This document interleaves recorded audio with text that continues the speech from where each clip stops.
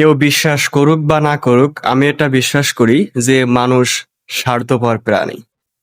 আর এই কথা বলার বেশ কিছু উদাহরণ বা বেশ কিছু কারণ আছে, যেগুলো কম বেশি আপনারা সকলেই আয়ত্ত করতে পারছেন। কারণ মানুষ একজন স্বার্থপর।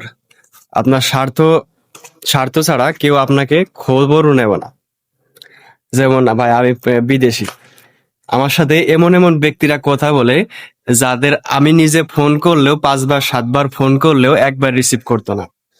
আর এখন তারা নিজে উফেতে, আমি যদি 2 4 বার ফোন রিসিভ নাও করি, হোজালে সে ফোন করার চেষ্টা করে, ফোনে ফোন করার চেষ্টা করে, আমার সাথে কথা বলার চেষ্টা করে।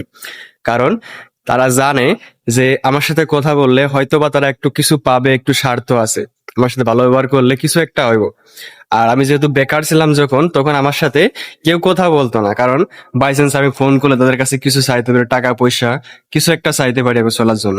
এজন্যই মানুষ অনেক বড় স্বার্থপর। আর এমন একটা সময় যে আপনার সাথে মিল দেবে, সব দিবে, অথচ আপনার যখন স্বার্থ শেষ হয়ে যাবে তখন আপনার খোঁজ নিবে না।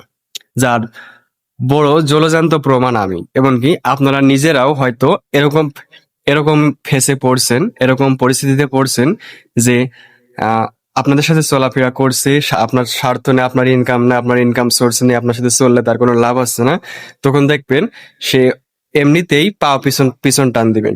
যখন দেখবে আপনার থেকে কোনো স্বার্থ পাচ্ছে না, তখন এমনিতেই পিছনে চলে যাবেন। আর এই জন্যই মানুষ স্বার্থপর প্রাণী।